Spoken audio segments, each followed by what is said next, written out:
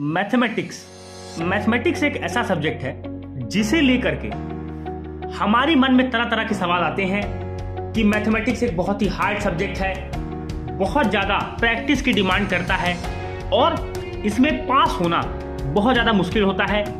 कई लोगों को मैथमेटिक्स सब्जेक्ट बहुत ज़्यादा हार्ड लगता है, इसीलिए वो सबसे ज़्यादा मैथमेटिक्स के पेपर को लेकर के नर्वस रहते हैं। और जब बात आती है हमारे बोर्ड एग्जाम की, तो बोर्ड एग्जाम में मैथमेटिक्स का रोल बहुत इंपॉर्टेंट होता है, क्योंकि कहीं ना कहीं ये हमारा एक मेन सब्जेक्ट है, कोर सब्जेक्ट है और हर स्टूडेंट का ये सपना होता है कि वो मैथमेटिक्स में अपने अधिक से अधिक स्कोर करे, अच्छे से अच्छे अंक प्राप्त करे।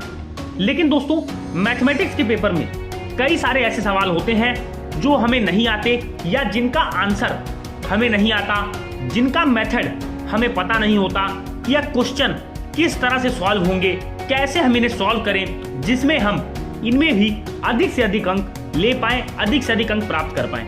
आज मैं आपसे इसी विषय पर बात करने वाला हूं कि अगर आपको मैथमेटिक्स के पेपर में कोई भी क्वेश्चन ना आए, क्या आपको अप्रोच लगानी है, कौन सी सिंपल टिप्स एंड ट्रिक्स लगानी है जिससे कि आप इन चीजों से बच पाएं और मैथमेटिक्स के पेपर में अधिक से अधिक स्कोर कर पाएं। देखिए, सबसे पहले मैं आपको बता दूं, मैथमेटिक्स के पेपर में हम लोग दो गलतियां करते हैं। अगर हमें कोई क्वेश्चन नहीं आता तो हम उस क्वेश्चन को अनअटेम्प्ट करते हैं, क्वेश्चन को हम अटेम्प्ट ही नहीं करते, और आप ये भूल जाते हैं कि अगर हम किसी क्वेश्चन को अटेम्प्ट नहीं करेंगे तो हमारी कॉपी उतने कम मार्क्स में ही चेक होने वाली है। मान लीजिए कि आपका टोटल पेपर 100 मार्क्स का है और आपने 25 मार्क्स के क्वेश्चन पूरी तरह से अनअटेम्प्ट कर दिए हैं, पूरी तरह से छोड़ दिए हैं, तो अब आपकी कॉपी 75 मार्क्स में से चेक होगी और क्या पता कि आप 75 मार्क्स में से 33 मार्क्स पासिंग मार्क्स भी स्कोर आप ना कर पाएं। तो इसलिए आपको यह गलती नहीं करनी।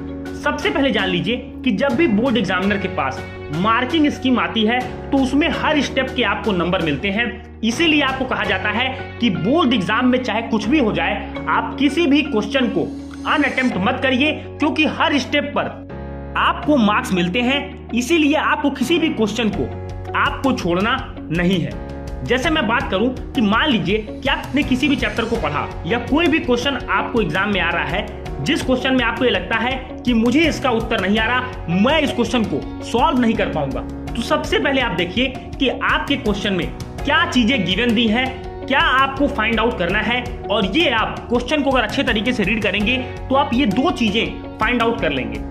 अब बात आती है कि सर फॉर्मूला हम कैसे याद करें। देखिए, मैं ये मानता हूं कि हर विद्यार्थी कहीं ना कहीं हर चैप्टर के फॉर्मूले से परिचित होता है, क्योंकि अगर हम समरी भी पढ़ते हैं चैप्टर की तो लास्ट पेजेस पे हमारी बुक्स के फॉर्मूले पूरे दिए होते हैं। तो आपको कम से कम जो गिवन है, जो आपको निकालना है और जो फॉर्मूला आप यूज कर रहे हो, उस फॉर्मूले के सिंबल को, उस फॉर्मूले को लिखना है, उस फॉर्मूले के हर एक सिंबल को आपको एक्सप्लेन करना है। और बात आती है कि हम कैसे याद करें कि ये चैप्टर, ये क्वेश्चन किस चैप्टर से पूछा गया। जैसे मान लीजिए कि आपसे दो चीजें पूछी गई, आपसे कहा गया कि आप इस चीज को रेशियो में कन्वर्ट करिए, तो आप कहीं ना कहीं रेशियो प्रोपोर्शन चैप्टर आपको आना चाहिए। आपके दिमाग में चलना चाहिए कि रेशियो प्रोपोर्शन का मतलब अगर 3/5 लिखा है तो इसको हम 3/5, अगर आपको फ्रैक्शन में लिखा है तो इसको 3:5 हम लिख सकते हैं। यानी कि आपने देखा कि आप फ्रैक्शन को रेशियो में और रेशियो को फ्रैक्शन में आप बहुत आसानी के साथ कन्वर्ट कर सकते हैं।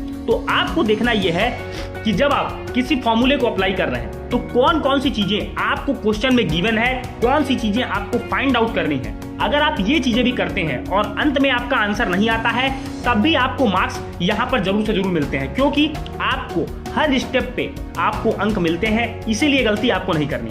अब मैंने आपको ये क्यों कहा कि आपको हर क्वेश्चन अटेम्प्ट करना है, ये सारी चीजें आपको करनी है। जैसे मान लीजिए कि दो स्टूडेंट का केस लेते हैं दोस्तों, एक स्टूडेंट है ए और एक स्टूडेंट है बी।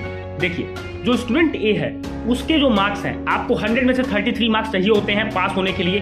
तो आपने, जो स्टूडेंट ए है उसने 29 मार्क्स स्कोर किए और उसने क्वेश्चंस को अनअटेम्प्ट कर दिया। तो अब कहीं ना कहीं एग्जामिनर के पास कोई भी रास्ता नहीं है कि उसे वह पासिंग मार्क्स तक पहुंचा सके। अगर उस बच्चे ने पूरे पेपर को अटेम्प्ट किया होता, हर क्वेश्चन में कुछ ना कुछ ट्रिक्स लगाई होती, तो उसे स्टेप मार्किंग की वजह से भी पास होने का पूरा मौका मिलता। तो इसीलिए आपको कहा जाता है कि आप हर क्वेश्चन को अटेम्प्ट करिए। दूसरी बात आपको ध्यान देनी है कि अगर आप एक टॉपर है, स्टूडेंट टॉपर भी है दोस्तों, तो स्टूडेंट बी के साथ ये है कि उसने 100 में से 67 मार्क्स स्कोर किए। अब अगर उसने हर क्वेश्चन को अटेम्प्ट किया होता तो उसको कहीं ना कहीं स्टेप मार्किंग की वजह से उसके 4 से 5 से 6 नंबर बढ़ते ही बढ़ते और साथ ही साथ उसका परसेंटेज इन्हीं 6 मार्क्स की वजह से दूसरे लेवल पर चला जाता, वो परसेंटेज आपके इंक्रीज हो जाते। तो इसीलिए आपको ध्यान देना है। अब बात आती है कि अगर हमें कोई क्वेश्चन ना आए तो हम क्या करें। देखिए, सबसे पहले आपको उन क्वेश्चंस को ध्यान ही नहीं देना पेपर के स्टार्टिंग में जो आपको नहीं आते। आप उन क्वेश्चन पे फोकस करिए जो क्वेश्चंस आपको आते हैं और स्टार्टिंग में अपना इंप्रेशन इतना अच्छा एग्जामिनर पे डालिए, इस तरह से आप क्वेश्चन को सॉल्यूशन दीजिए जिससे कि एग्जामिनर को लगे कि आपका कॉन्सेप्चुअल क्लियरिटी बहुत अच्छी है और आपकी कॉन्सेप्ट पर पकड़ है और आप चैप्टर्स की अंडरस्टैंडिंग आप रखते हो। तो ये आपको ध्यान देना है। जो क्वेश्चंस आपको नहीं आते उसमें टाइम वेस्ट मत करिए। उन क्वेश्चंस को छूने की भी जरूरत आपको स्टार्टिंग में नहीं है।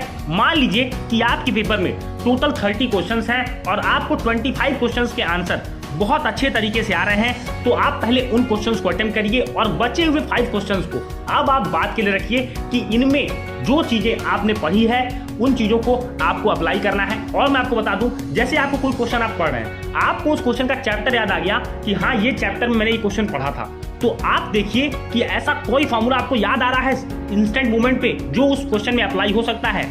अगर ऐसा है तो उस फॉर्मूले को लिखिए, उस फॉर्मूले को आप अप्लाई करिए और हो सकता हो कि आप क्वेश्चन के आंसर तक पहुंच जाएं। बहुत सारे बच्चे बोलेंगे सर जो कैलकुलेटिंग क्वेश्चंस हैं उनके आंसर हम कैसे लिखें। देखिए, एग्जाम में ये ट्रिक होती है कि जब आपको कैलकुलेटिंग क्वेश्चन मिलता है तो आपको पूरा सॉल्व करने की उसे जरूरत नहीं है, आपको सिर्फ अप्रोक्सीमेशन में आंसर लिखना है। जैसे मैं मान लेता हूं कि √3 की वैल्यू अगर आपने निकाली है तो अप्रॉक्स 1.7 आप अप्रॉक्स लिख करके छोड़ देंगे, फिर भी आपको पूरे के पूरे अंक वहां पर मिलने वाले हैं, क्योंकि एग्जामिनर को पता है कि समय की कमी के कारण आपने पूरा आंसर नहीं लिखा, जबकि क्वेश्चंस पर, कॉन्सेप्ट पर, सब्जेक्ट पर आपकी पकड़ बहुत अच्छी है। तो दोस्तों, मैं उम्मीद करूंगा कि आप जो मैंने आपको ये चीजें बताई हैं इन चीजों को आप ध्यान रखेंगे और मैथमेटिक्स पेपर में कोई क्वेश्चन अगर आपको नहीं आ रहा होगा तो आप इन ट्रिक्स को अपना करके अधिक से अधिक अंक स्कोर करेंगे। वीडियो अच्छा लगा तो वीडियो को लाइक करें, अपने हर उस दोस्त में शेयर करें जो मैथमेटिक्स के फियर से गुजर रहा है। मिलेंगे अपने अगले वीडियो में, तब तक के लिए जय हिंद, वंदे मातरम।